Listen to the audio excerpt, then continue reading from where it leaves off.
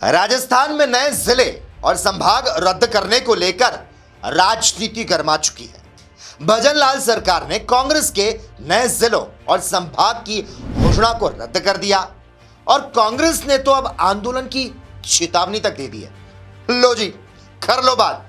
कहीं कांग्रेस का यह आंदोलन भी रस्म अदायगी की तरह रहने वाला तो नहीं, क्योंकि देश की सबसे पुरानी राजनीतिक पार्टी कांग्रेस फिलहाल अपने सबसे बुरे दौर से गुजर रही है।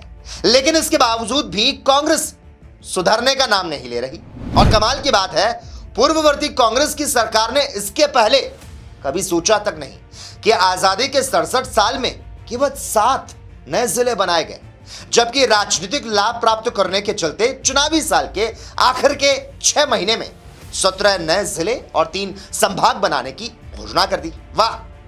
क्या जनता को समझ नहीं आता कि राजनीतिक लाभ के लिए आनन फानन में उठाए गए ये फैसले ऐसे थे जिसमें सोच तो यही नजर आती है, हम तो डूबेंगे सनम, तुमको भी ले डूबेंगे।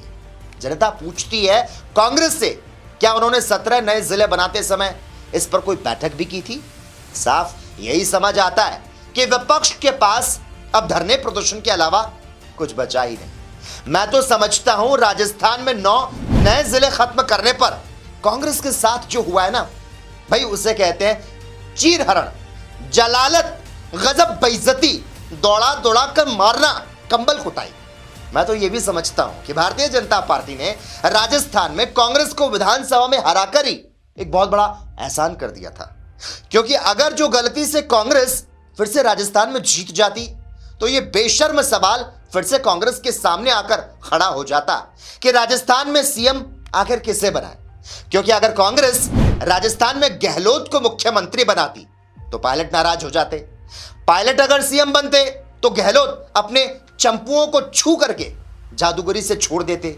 हाँ, जादूगरी से याद आया, अशोक गहलोत के बेटे को लोकसभा चुनाव में सीट बदलनी पड़ी थी और फिर भी अशोक गहलोत का जादू है ना, चल नहीं पाया था। फिलहाल 3 संभाग और 9 जिलों को निरस्त करने के फैसले के बाद से कांग्रेस का दिन रात का चैन सुख छिन चुका है। खैर, अभी तो ये शुरुआत है। इस वीडियो को देखने के बाद कांग्रेसी नेताओं के कई बचकाने और बेतुके बयान सामने आने वाले हैं और कह सकते हैं कि राजस्थान में इस बार जो मुख्यमंत्री आए हैं भजनलाल शर्मा, ये इस तरह से आक्रामक तरीके से बल्लेबाजी कर रहे हैं कि हाँ, पवेलियन के बाहर हर बॉल को फेंकते हैं और विपक्ष ताकता देखता ही रह जाता है।